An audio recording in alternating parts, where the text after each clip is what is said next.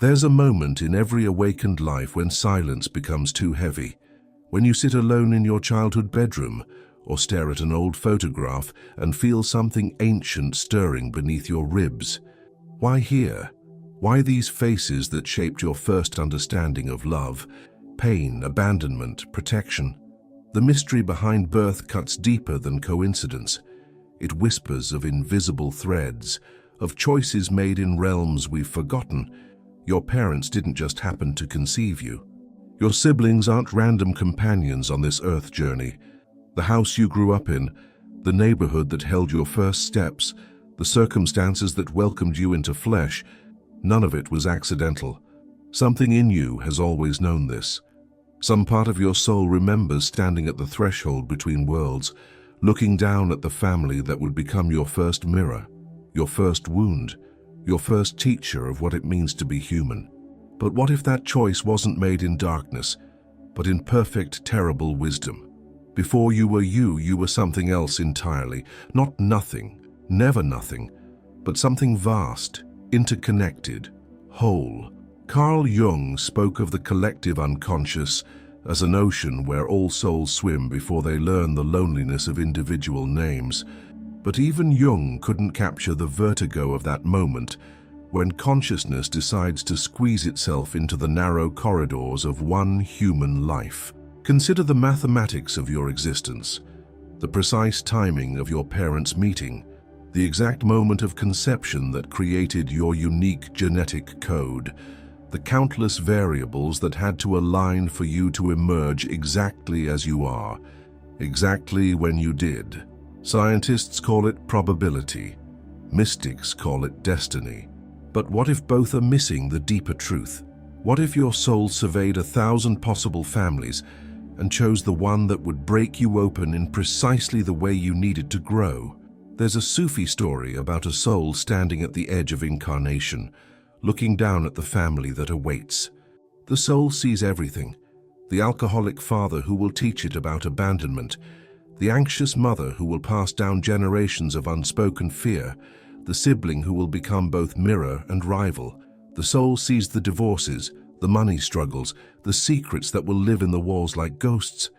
And still it chooses to jump, not because the soul is masochistic, but because it recognizes something we've forgotten: that every wound carries the seed of its own healing, that every family dysfunction is also a doorway to compassion, that every generational pattern is an invitation to become the one who finally breaks the cycle.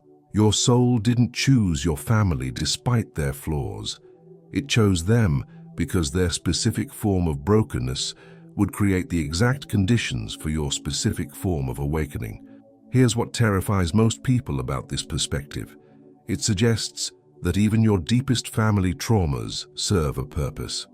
That your mother's emotional unavailability, your father's rage, your family's poverty or privilege, all of it was somehow part of a plan your soul agreed to before you had the words to say no. But this isn't about blame or cosmic justification for abuse. This is about recognizing that your soul is braver than your human self can imagine. Brave enough to enter families where love comes wrapped in thorns. Brave enough to be born into lineages heavy with unhealed pain, knowing it might take decades to remember why it came. Your family didn't happen to you. You happened to your family. You were the missing piece they didn't know they needed. Tibetan Buddhism speaks of the bardo, the liminal space between death and rebirth, where the soul encounters visions, memories, and possibilities. But what if there's another bardo, less documented, more intimate? The space where your soul meets with other souls who will become your family, where agreements are made in languages older than words. Imagine your soul in conference with the soul that would become your mother. Two lights recognizing each other across the vastness of the unmanifest. Your mother's soul showing yours the specific ways she will fail to love you, not from cruelty, but from her own unhealed wounds. Your soul nodding, understanding that those exact failures will crack you open in precisely the places where your light needs to shine through. This isn't metaphor. Indigenous traditions worldwide speak of soul families, groups of consciousnesses that incarnate together repeatedly, playing different roles across lifetimes. Sometimes you're the parent, sometimes the child, sometimes you're lovers, sometimes enemies, but always you're teachers for each other. Marion Woodman, the Jungian analyst who worked extensively with family archetypes, discovered something profound in her decades of therapeutic work. Clients would often dream of making agreements with their parents before birth. Not literal negotiations, but soul-level recognitions of what each consciousness would offer the other. Your father's soul might have shown yours the gift hidden in his absence, how you would learn self-reliance, how you would become the nurturing parent to yourself he couldn't be. Your mother's soul might have revealed how her anxiety would teach you to distinguish between your emotions and hers, how her pattern of emotional overwhelm would help you develop the boundaries she never learned. These aren't consolations or spiritual bypassing. These are recognitions that your family dynamics, however painful, were chosen by the wisest part of yourself as the perfect curriculum for your soul's growth. But here's what the spiritual teachings often miss. Your soul also grieved the choice to incarnate, to leave the perfect love of the unmanifest and enter a family that would inevitably wound you with their human limitations. Every soul knows that incarnation involves a forgetting, a descent into the specific loneliness of having a name, a body, a family that can never love you exactly as you need. This is why newborns cry, not just from the shock of air and light, but from the soul's recognition of what it has lost to gain this human experience. Your first family trauma wasn't what happened after birth. It was birth itself, the original separation from perfect unity. Your family became the first mirror of this cosmic exile, but they were never meant to heal it completely. They were meant to help you remember that the healing comes from within. According to regression therapists who work with past life memories, souls often choose families that will help them complete lessons left unfinished in previous incarnations. If you were a tyrant in one life, you might choose parents who will help you learn humility.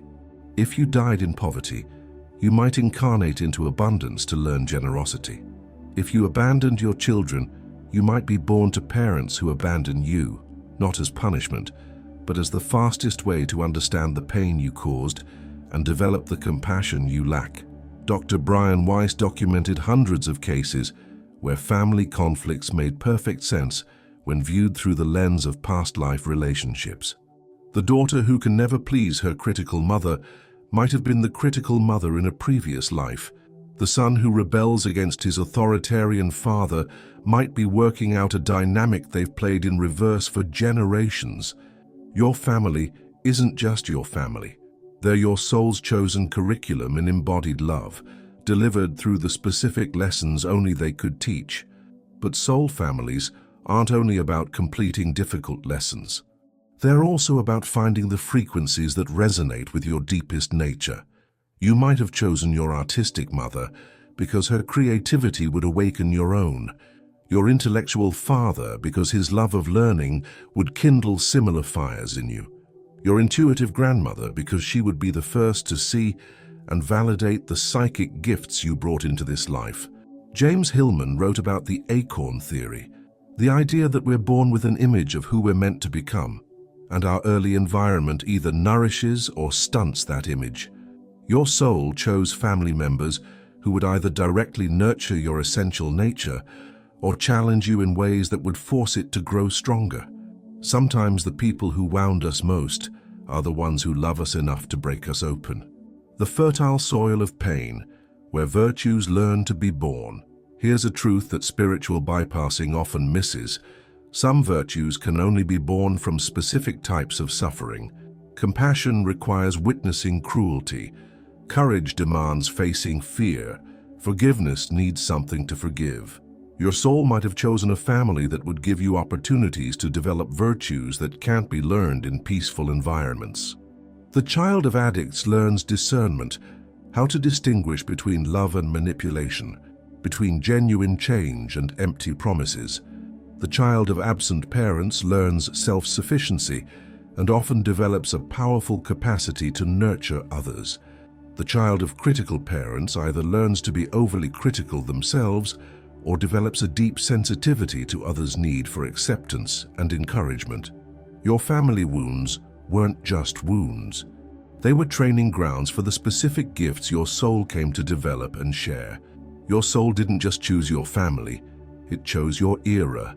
To be born now, in this particular moment of human history, surrounded by these specific cultural and societal pressures.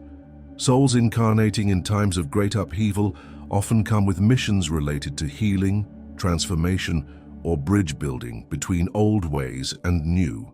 If you're reading this, you're likely part of what some spiritual teachers call the awakening generation, souls who chose to incarnate during humanity's spiritual adolescence to help midwife the transition to greater consciousness. Your family became the microcosm where you would first practice the healing work you came to do on a larger scale. The dysfunction in your family isn't separate from the dysfunction in the world. It's where you learn to recognize it, feel it, and develop the wisdom to transform it. Every soul incarnates with what Joseph Campbell called the hero's journey, already encoded in its cellular memory. Your mission isn't something you have to figure out. It's something you have to remember. And your family provided the first clues to what that mission might be. Look at what broke your heart first in your family. The parent who couldn't express love, the sibling who struggled with addiction, the grandparent who lived in silence about their trauma. Whatever broke your heart first often points toward what you came to heal, not just in your family, but in the collective human story.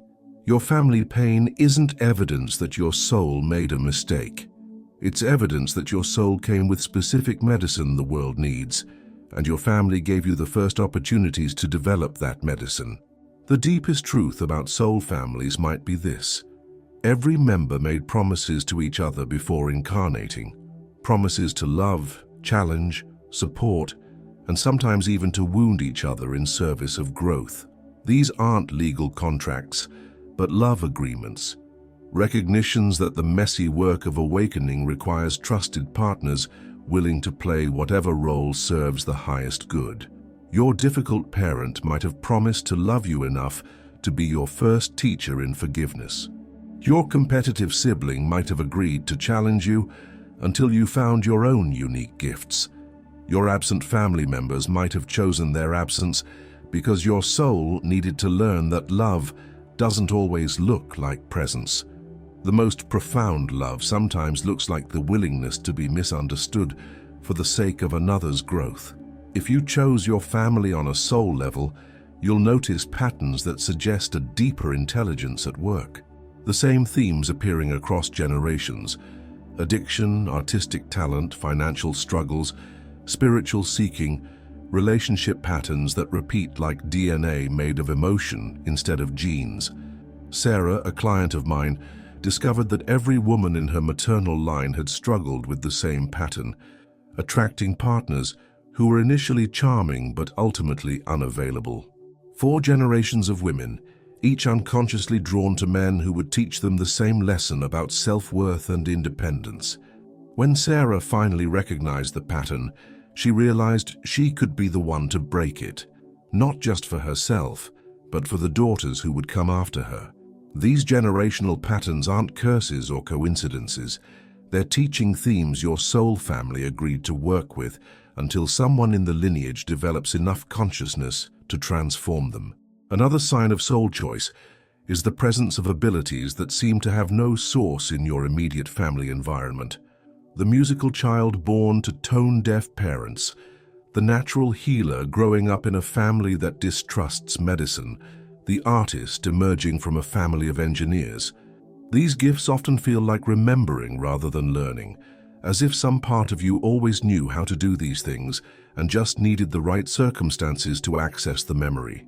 Your soul brought these talents from other lifetimes or developed them in the realms between incarnations, and your family, even when they don't understand or support these gifts, provided the exact conditions that would force you to claim them independently. Sometimes we have to learn our gifts despite our family, which makes us value them more deeply than if they'd been easily supported. Pay attention to which family relationships wound you with almost surgical precision. The father whose approval you craved but never received. The mother whose love felt conditional on your performance. The sibling whose success triggered your deepest insecurities. These aren't random emotional injuries. They're precisely calibrated challenges designed to crack open the places where your ego most needed to surrender. Your soul knew which relationships would trigger your deepest growth edges and chose accordingly. The family member who hurts you most might be the one who loves you enough to help you outgrow the limitations that would have kept you small in this lifetime. Many people report dreams about their family members that feel more like memories than fantasies. Dreams of making agreements before birth, dreams of previous lifetimes where current family roles were reversed, dreams of meeting in otherworldly places where love is perfect and understanding is complete. These dreams often carry the quality of truth rather than imagination.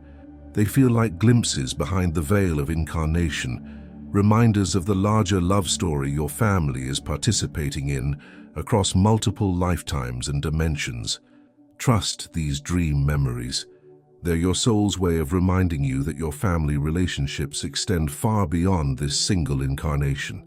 Soul families often experience synchronicities that suggest a coordinated intelligence beneath the surface of ordinary reality.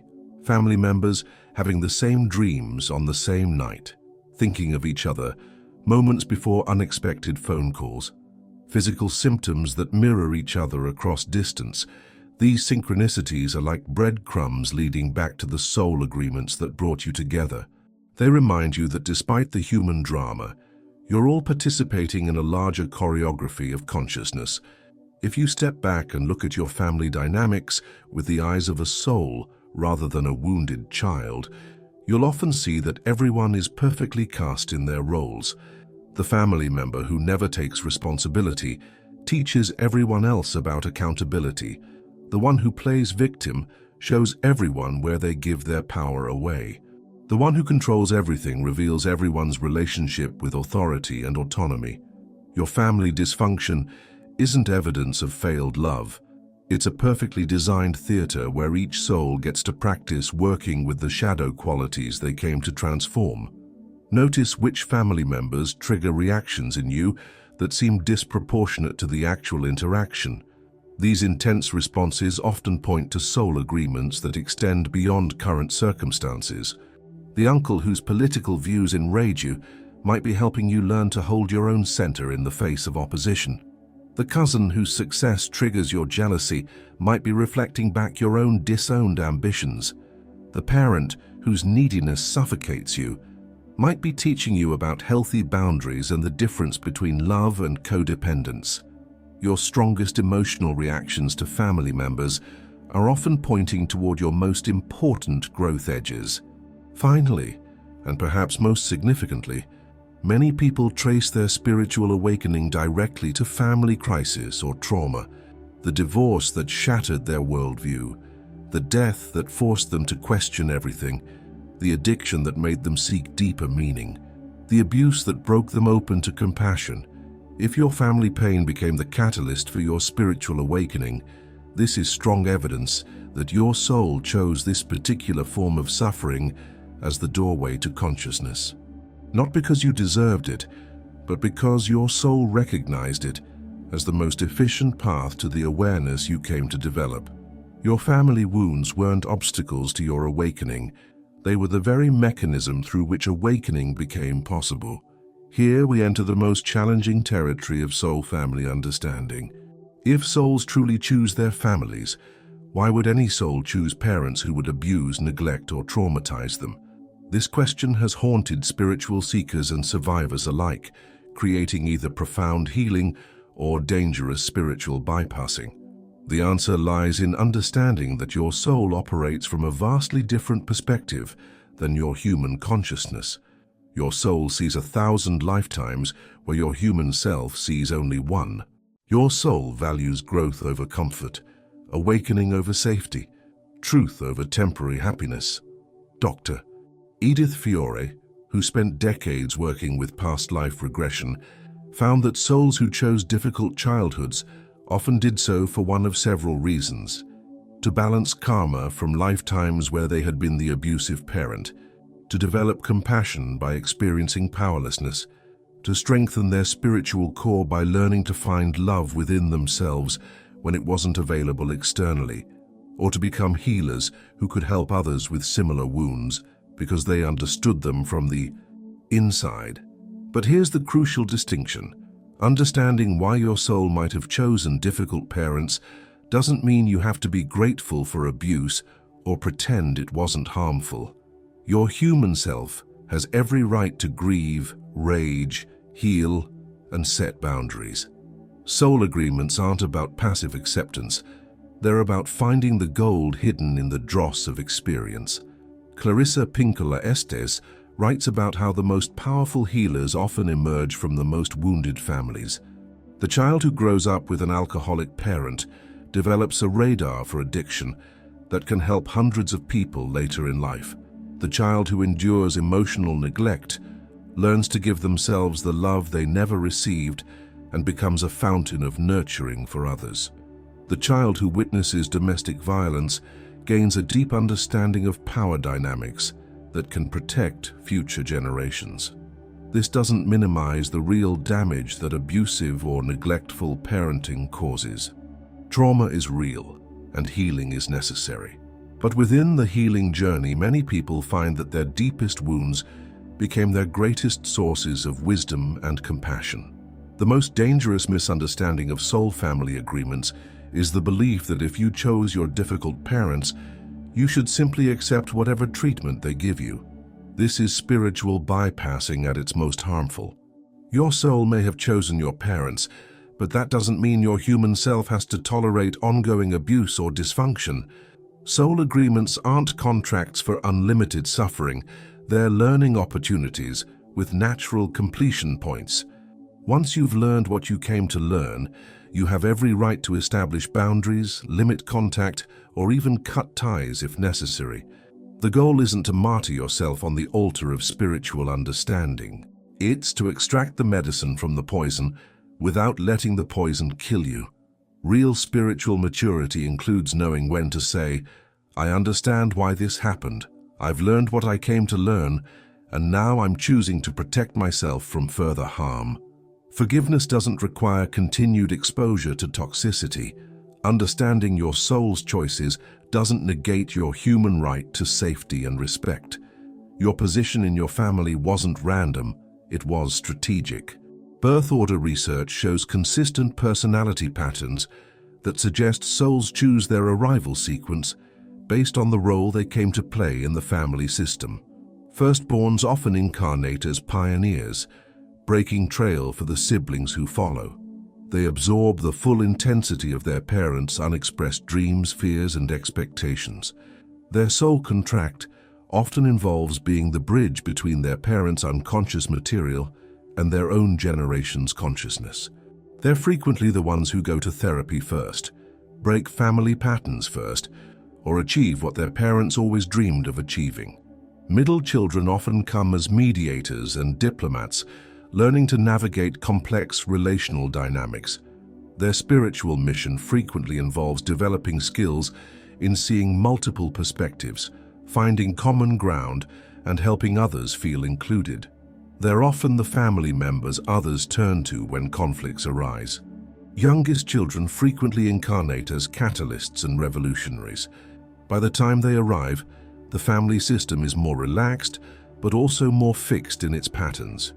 Their role is often to shake things up, bring joy and spontaneity, or rebel against family expectations in ways that create necessary change. Only children carry the intensity of containing all their parents' hopes and fears in a single vessel. Their spiritual challenge is often learning to be enough for themselves without carrying the burden of being everything to everyone. Sibling relationships offer some of the most profound opportunities for soul growth because they mirror aspects of ourselves we might never encounter otherwise. Your competitive brother reflects your own relationship with achievement and recognition. Your sensitive sister shows you your capacity for empathy or your fear of vulnerability. Your rebellious sibling reveals your own relationship with authority and conformity. In many traditions, siblings are understood as soul fragments, pieces of a larger spiritual identity that chose to incarnate separately so they could experience themselves from different angles. This is why sibling conflicts often feel so personal, and why sibling bonds can be deeper than any other relationship. The sibling who triggers you most is often showing you the disowned part of yourself that most needs integration. Every family has what systems therapists call a family frequency, an energetic signature that shapes how all members relate to the world. Some families vibrate with anxiety, creating members who are either highly anxious themselves or compulsively calm in response. Other families carry depression, creativity, ambition, spirituality, or trauma as their underlying frequency. Understanding your family's frequency helps you recognize which traits are truly yours and which you absorbed from the family field. It also shows you what your soul came to either embody more fully or transform entirely. Some soul missions aren't individual. They're collective projects that require multiple incarnations working together. Your family might be part of a larger spiritual lineage that's working to heal specific patterns across generations, contribute certain gifts to human consciousness, or serve as anchors for particular frequencies on the planet. This is why some families seem to share inexplicable talents or challenges that persist across generations. They're not just biological inheritances, but spiritual mission themes that the entire soul group agreed to explore together. Finally, your physical body carries memories of the soul agreements you made before birth. Chronic illnesses often reflect spiritual missions. The person with chronic fatigue might be learning to rest in a culture that values productivity above all else. The person with digestive issues might be processing generational trauma that was never properly metabolized. The person with heart problems might be learning about love and emotional expression. Your body isn't separate from your soul's journey. It's the physical vessel through which your soul's agreements with your family are worked out in three-dimensional reality. Every ache, every illness, every constitutional strength might be carrying a message from the soul who chose this particular family as the perfect place to learn what it came to learn. If you've followed this journey to its end, you're no longer the same person who began reading. Something has shifted in your understanding of the invisible bonds that tie you to the people who first taught you what it meant to be human. You've glimpsed the possibility that your family, in all their maddening, heartbreaking, beautiful complexity, wasn't an accident that happened to you, but a curriculum your soul designed for its own awakening. That every wound they gave you was also a gift. Every challenge they presented was also an opportunity. Every limitation they imposed was also an invitation to transcend those limitations through love. This doesn't mean your pain wasn't real or that your struggles weren't legitimate. It means they weren't meaningless. Your soul knew that incarnation would involve suffering, and it chose the specific form of suffering that would crack you open in exactly the places where your light most needed to shine through. You are the awakened link in your family chain, the one who dares to see patterns instead of just experiencing them, the one who chooses healing over repetition, consciousness over unconsciousness. Your willingness to understand your family's wounds without becoming trapped by them is what breaks generational cycles and heals ancestral trauma. The ultimate purpose of understanding soul family agreements isn't to excuse dysfunction or bypass necessary healing. It's to transform your relationship with your family story from victim to author, from accident to destiny, from wound to sacred path. When you recognize that your soul chose your family as the perfect curriculum for your awakening, you stop waiting for them to change before you can heal. You stop needing them to acknowledge your pain before you can transform it. You stop requiring their approval before you can claim your gifts. You become the alchemist of your own experience, turning the lead of family trauma into the gold of wisdom, compassion, and empowerment. Your family gave you everything you needed to become who you came to be, not despite their flaws, but because of them. Not in spite of their limitations, but through them. They were never meant to be perfect parents, siblings, or relatives. They were meant to be perfect teachers for the specific lessons your soul came to learn. And now, having learned those lessons, you are free to love them from a place of understanding rather than need, to set boundaries from wisdom rather than reactivity, to forgive from strength rather than weakness. You are the one your soul knew you would become when it chose this family, this pain, this path. You are the completion of a contract written in stars and sealed with the courage to be born exactly where you needed to be born. The wound has become the path. The family has become the teacher, and you have become the healer your lineage has been waiting for. In the end, there are no accidents, only appointments with destiny that your soul made long before you had a name. Welcome home to the truth of why you chose to be here, with them as you.